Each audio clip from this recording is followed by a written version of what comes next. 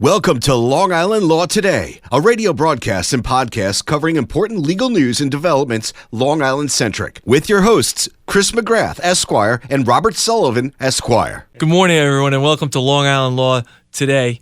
I'm Chris McGrath from the firm of Sullivan, Pepin, Block, McGrath, Cafinas, and Canavo, 516-742-0707, and I'll be your host today. You know, we talk about how the law is supposed to benefit people. And at this time, during this virus, we see how the law really is benefiting people and how people in the law are trying to help those who are less fortunate. And my special guest today is the supervisor from the town of Hempstead, Don Clavin. Welcome, Don. Good to be here with you. So, Don, you want a big election, probably the biggest victory for the Nassau County GOP in many, many years out on Long Island, and it makes you the supervisor. And come January 1, you enter the supervisor's role, really just as any other prior supervisor has, figuring out what are the good things to do for the people in the town of Hempstead. And then all of a sudden, something happens which has never happened before to a supervisor in the town of Hempstead, and that is being the supervisor during a pandemic. So let's start with the normal supervisor, Don Clavin. He takes office in January. Tell me a little bit about some of the things that you tried to do during the first 8 weeks, which will benefit the taxpayers in Nassau County. Well, I appreciate it, Chris, and I got there because the residents knew me from being the receiver and gave me the opportunity to be supervisor. And one of the very first initiatives I worked on day one, I slashed $1 million from the budget of the supervisor's staff. I felt that it was too high. Residents need to see some savings, and I'd made that commitment during the campaign, and walking in the door day one, I saved the residents $1 million. In addition, I'd made some other commitments that I was working through. Another one was the elimination of take-home cars for the commissioners and executive staff. We did that, and over a 5-year period, we estimate we're going to see a savings of over $600,000 by eliminating it. It's just a perk that the residents, they don't appreciate it anymore. They don't want to see these commissioners taking home those cars. Then they go into the initial cost of the vehicle, the gas, the maintenance. It really adds up after a while. In addition to that, we had started some revamping of staffing around the town. We were interviewing myself with the board members. That's something I like to do, is work with the board very closely. And then we just got thrust right into this pandemic. So you had normalcy for about 8 weeks. Normally, an incoming elected official likes to take the first 3 to 6 months to see some of the things that they can make better, and some of the spending, obviously, they can cut for the benefit of the town of Hempstead. You had a whopping 8 weeks. Now there's a pandemic, and I'm pretty sure, and I wasn't there, but I'm pretty sure in your office when this pandemic came down, you didn't have that playbook on what you're going to do. But I'm sure that your normally busy life as the supervisor became a 24-hour, 7-day-a-week job. So talk about some of the things that happened, because I think the public would be pretty interested. Say, okay, you're the supervisor, pandemic comes. What did Don Clavin do? When the pandemic really started late, I would say January, we created a task force headed by our EMS doctor on the town payroll, Dr. Dave Newbert, who's also a treating physician at Winthrop, and various first responders and department heads. And we set forth a plan what we would do if and when this pandemic started reaching and expanding on Long Island, in particular in the town of Hempstead. And with the use of the doctor, when the pandemic, started to infect really the town in such a way, and actually we had cases in the building, the doctor was able to help quarantine the spread of it, and we actually were able to limit the exposure of the town residents as well as the town workforce, which really was a key factor, I think, in keeping operations functioning during this pandemic. So also, you're the town of Hempstead supervisor, but you were sitting there probably on a daily basis waiting for the direction from the governor, who was signing executive order after executive order, and you must have had a lot of contingency plans saying to yourself, well, if the governor does A, I've got to do A. If governor does B, I've got to be prepared for B. Talk about what that was like. I will say during the pandemic, the nice thing is that you've really seen a lot of the officials work together. We're in constant communications with the governor, with the county executive, and a unique, really occurrence was the connection of all the supervisors, both in Nassau and Suffolk. Rich Schaefer and myself, Judy Bosworth, and Joe Saladino in the town. We connected and formed a group with all the supervisors in Suffolk County to help coordinate, action plans, changes that we're implementing in the towns, as well as the rolling out of functions as the time passes. We always knew we were going to hopefully reopen pools, and we helped coordinate that with our other government leaders to try and do in a cohesive manner that the residents would be able to experience the same treatment across the island. So obviously your phone must have been ringing from all sorts of residents with all sorts of different issues during this pandemic. How was your staff able to really answer all of those calls? When the pandemic really took off, and unfortunately, one of my staffers, Dr. Gates, he got coronavirus, and sadly he passed very, very quickly. And then my counsel, Christine Grillo, also had coronavirus. So it really hit home. But luckily, I work with great people in the town of Hempstead. The CSEA workforce has been dynamite. When we shut operations down for the public, we were able to implement changes of rerouting the phone calls to people's houses, making sure the emails were being responded by having people work at home. The nice thing is, though, during this entire pandemic, operations have continued. We've been operating the building department the entire time. I'm happy to say sanitation, though we suspended recycling for about a month because of staffing concerns and safety concerns, we were able to continue that. And that's an essential service, just like our water department. But it's really, it speaks volumes about the women and men I work with who are just dedicated public servants who want to do right by the people. They're out there on the front line providing these great services, and I'm proud to stand and work with all of them. It's funny you should say that, because one of the workers in a deli in Lynbrook, when I said to him one day, I said, how bad is this going to get? He says, you see that truck out there? When you don't see those trucks anymore, that's when we're all in big trouble. And it was a town of Hempstead truck with the town of Hempstead workers doing their job when everybody else was running to hide and try to stay inside. A lot of the town workers and the sanitation department in the town, those men and women really came out and did their jobs. They made it easier. No, it's amazing. We have 400 plus workers in the sanitation department, and one of the concerns was, if you don't have sanitation pickup, you're going to have a different pandemic. So we wanted to keep operations flowing, and we worked with them, and we rearranged schedules, had some come in earlier. We actually, to keep the staffing down inside the vehicles, we would actually drive or have an employee meet the garbage truck at a location, so then they can get on the back of it, one driver, to separate. So it was, sitting down, working out some good techniques. And again, with the help of our health expert, we've really been able to do a lot of positive things there, and in particular, make sure we contained any sort of spread within the operations of the town. And I think as a person who lives in the town of Hempstead, a lot of people, including myself, you kind of take the sanitation worker for granted, because most times you don't see the sanitation worker. Everything is perfect. It's gone, and you don't think much about it. But when you're home and you can't go to work and you can't do anything, and you see those sanitation workers, so remember, your only exercise is walking.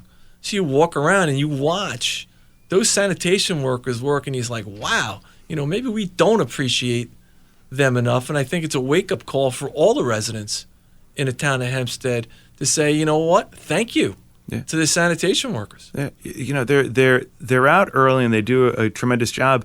The unique thing that really happened during the pandemic was, with so many people at home, people decided to do spring cleaning in late March and April, and actually our sanitation department was seeing an incredible amount of garbage left for pickup. And you know what? And they did their jobs, and they did it professionally. They did it with an understanding, but also the residents were and have been great. That's the one thing that it has really been, people understanding there are going to be limitations, there are going to be changes, and the workforce respecting that, and really alleviating any sort of anger or frustration. We haven't seen a lot of that, and we're very grateful for the residents working with us. No, I think it's the opposite. I forget about seeing frustration. I think that, and I've talked to a lot of the sanitation workers, we rarely ever see the people in the homes, and now they're out, and they're all saying, thanks a lot for what you're doing.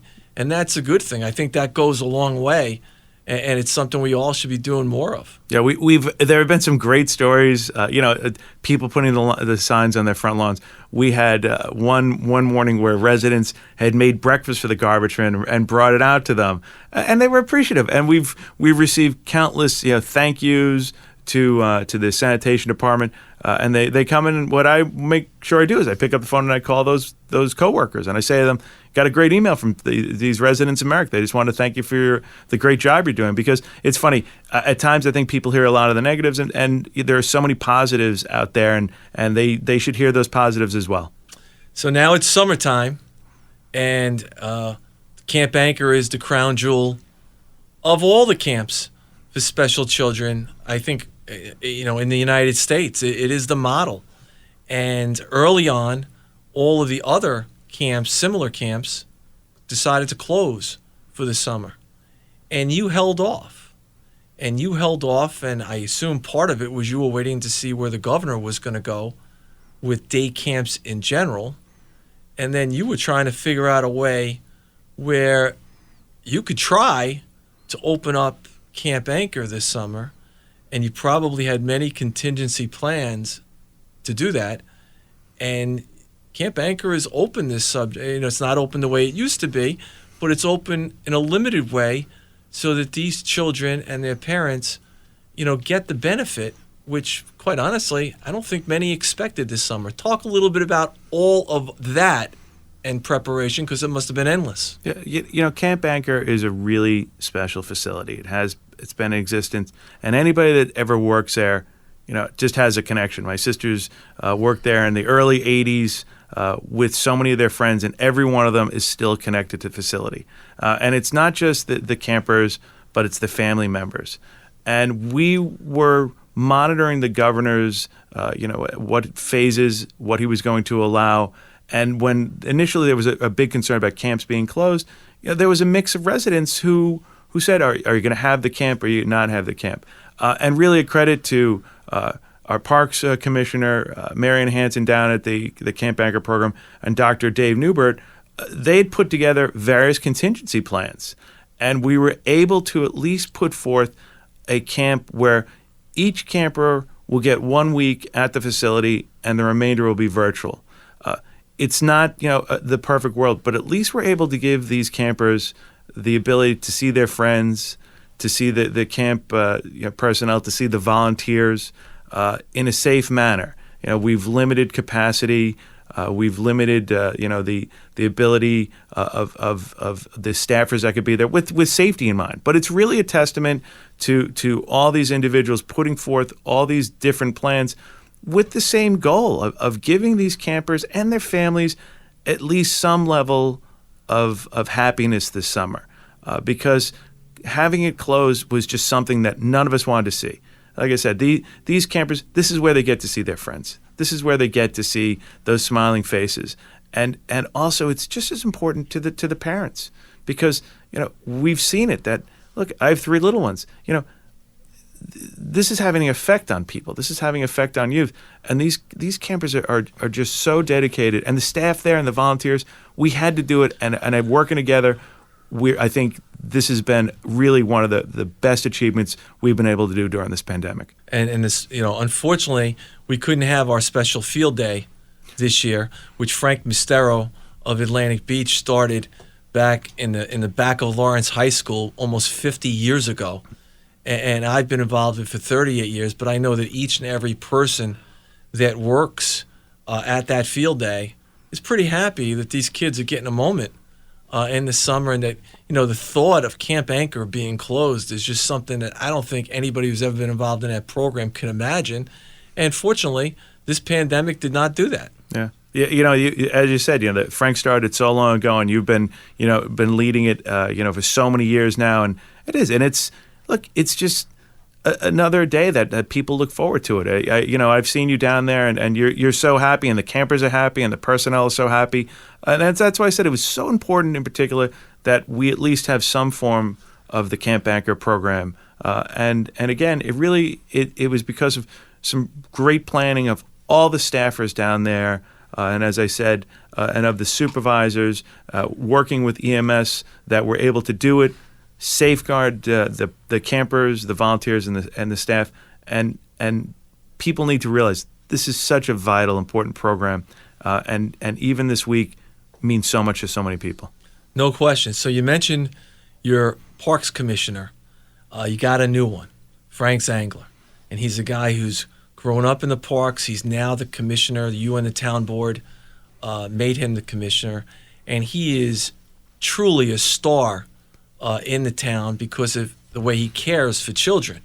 And in addition to Camp Anchor, he's responsible for a lot of parks in the town of Hempstead. And at this time during this pandemic, when parents don't have, many of the parents didn't have schools to send their children to, a lot of people didn't go to sleepaway camps on Long Island, these parks are going to be used.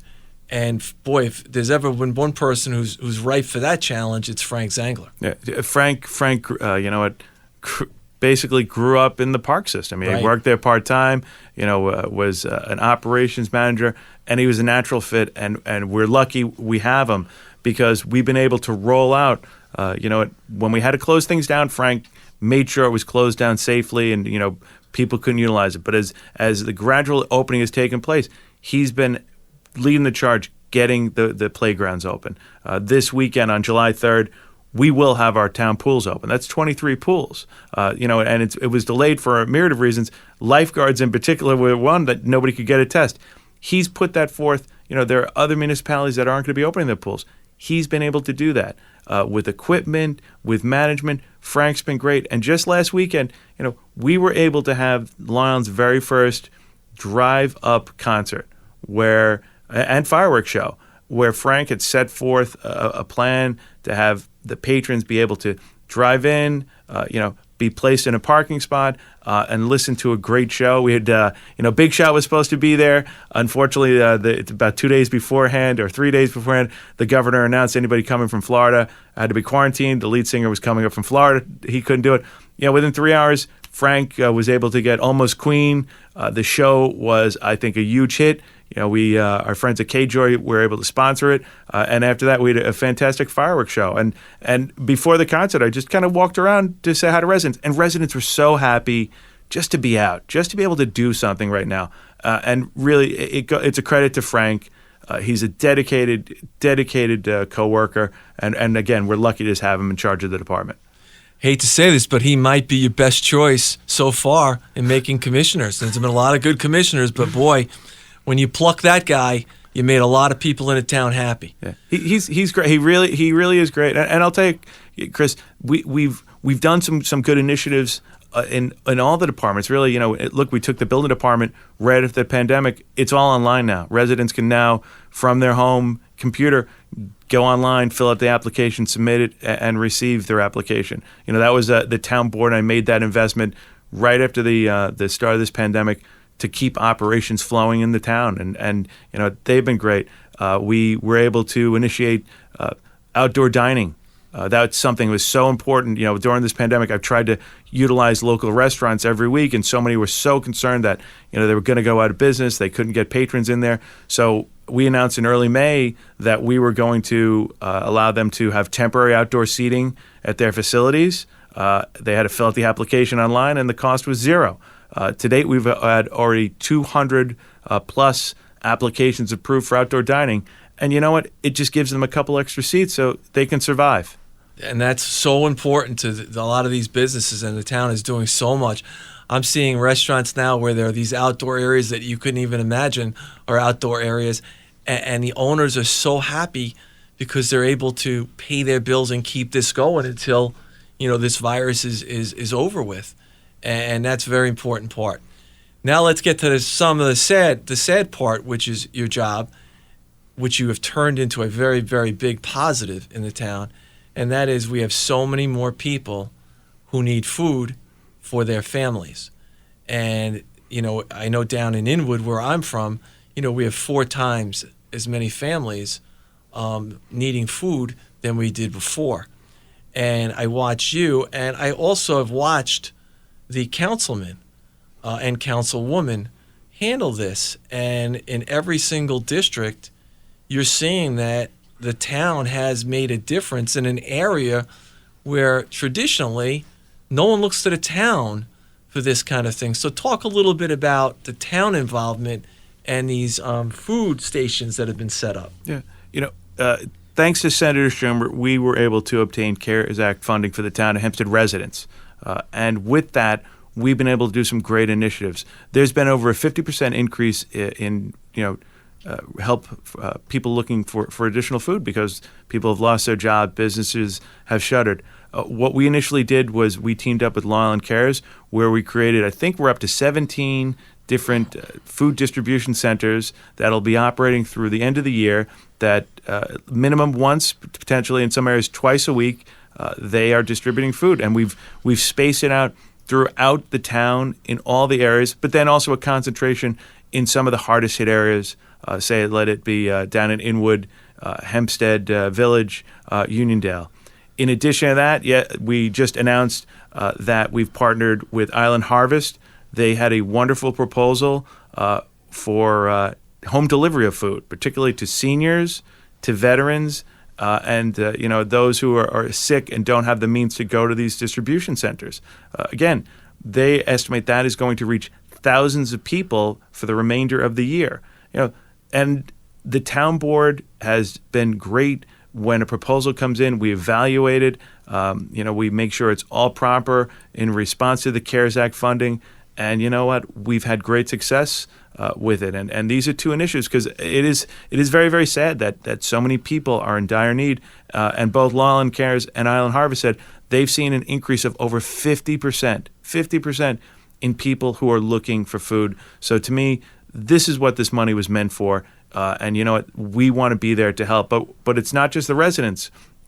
We're also working for businesses and not just only in food distribution for residents. We're announcing that we're going to be doing a PPE distribution. I teamed up earlier this year earlier this month with the county executive and the county IDA where they were doing PPE kits out to local businesses because it's a two-way street that it provides the employees in the facility with masks, gloves, cleaners, sanitizer. But then when a patron walks in, they're reassured because they see this, these items available also for them. We teamed up with a grant to Nassau County IDA. I think it was of $2 million, and it's been a great success. We're going to expand that. The town board and I have committed to ordering up more and getting these to every single business up and down every main street in every community, because that's how we're going to avoid a second round of this pandemic, getting these supplies out to these, these small mom and pop stores. And if it has to be done, going door to door, we've all committed, and every board member is committed to doing this. Well, it's funny you say that because every person who goes into a store, the first thing they look at is this a safe place for me to be in? And by giving it to the businesses, you're making sure that, these people are walking out of that business with a good feeling, saying, okay, this is a safe place, and we've helped them with that. And I think for all families that's very important. This week has been a big week in the food distribution business. In Thursday morning's Newsday, talks about the town, and same article talking about my law firm. So we were competing with each other yesterday, and it was in a good way. My law firm, donated 2,000 pounds of food, and made the same article where the town was participating over and over again, and you're doing it all over the place. We're trying to get an immediate need and help, and if every person helps just a little bit, it's going to make those less fortunate feel a lot better. So as a town of Hempstead resident, we thank you for this food distribution. I'm down in the southwest side of Nassau, so I get to see Anthony D'Esposito, Councilman Bruce Blakeman, and Councilman Tommy Muscarella running around. And I enjoy seeing them around with these food distribution because the excitement you see on these council people's faces when they're seeing that they're able to help the basic needs. And we're not talking about, okay, somebody needs a new suit. We're talking about somebody needs some food and some water and things of that nature. And Blakeman's probably the oldest guy on the board, and I saw him running up and down Lawrence Avenue, and I was like, good for him, way to go. And you could see, and that's all he wanted to talk about for a week. And that's, I'm sure that's rewarding for you as a supervisor to see the town council people who are also the elected officials in this town participating in this. No, it's great. There's real unity amongst the board. Councilman Blakeman, he's a real statesman. Anthony, a first responder, former New York City detective. He's wonderful, full of energy. Chris Greeny's a newcomer on the board. He's out in Belmore, another former first responder. Of course, Tommy Muscarella. He's a well-known from Elmont all the way through his district. Councilman Dunn, Levittown, former Marine, and of course Senior Councilwoman Gooseby. It's a board that's unified, that I think is really focused on what's important, doing the right thing. You touched on it. I mean, your competition in that story is the competition that you want to see. It's about goodwill. You recognize that there's a real need out there, and everybody wants to help. And you know what? We're grateful, and I think the residents are, that you and your firm recognize it and want to do that. And hopefully your actions are going to inspire others to kind of follow your lead. And living, down in that area, that it's a very diverse area down there. But the needs right now, because of this pandemic, are widespread in every community, from Inwood to Lawrence and in between. And I'm fortunate. I just work with some really great board members, and we can have great discussions. But at the end of the day, I think we're all focused on what's the important thing is, providing good services and well-being for the residents. And loss of jobs and this problem with the food, that's not limited just to any particular religion or race. It's happening to everyone. And the people you see who are picking up these bags, they're very, very proud, and you see how it affects them, but you also see how happy it makes them that they're going to be able to provide for their family with the basic needs. So I think that it's unusual to praise the town, because usually if your road gets fixed, or if someone's cleaning something, you get excited when you see a town worker. Now we're kind of getting excited on the town participating in this food distribution. And as long as this pandemic goes, and as long as the town's involved, I think people feel pretty good that at least in the town of Hempstead and in Nassau County, that people are going to have food on their table at the end of the day. Yeah, absolutely. Like I said, we've committed this through the end of the year, and hopefully things will turn around. But you know what? If it needs to be expanded, we've already all talked and agreed we will expand it. And I said, the Island Harvest, they've said they have seen just incredible amounts of demand for the food, and as well as Long Island Cares, and whatever it takes to help the residents. That's our obligation as elected officials, and all of us are united in that. Well, I was going to ask you about your vacations, but you're not having any now or in the future. So you'll have to come back next year, because I don't anticipate that you're going to have a break even for a weekend. But I wish you the very best of luck and continued success as the town supervisor. The people are relying on this special need that you guys are providing with this food distribution. And if everyone does help a little bit, it's going to make a real difference in this town. And the PPE distribution is going to make it a safer place, and hopefully there won't be a recurrence, and hopefully we get back to what we'll call the new normal. So I thank you so much for your time. If any of the viewers have any questions which you'd like to ask the town supervisor, you can call me at 516-742-0707. If you have any question on how the law may be able to help you during this crisis, or whether you need a healthcare proxy, or you're a victim of some other problem, just give us a call at 516-742-0707. A lot of people are having problems with healthcare proxies. Make sure you and your family have one, so that if something happens to a loved one, you're going to be able to get the information and help with the care of the person who's in need. So thank you all very, very much. And we will see you next week with another edition of Long Island Law Today. Thank you so much, Supervisor Clavin. Thank you.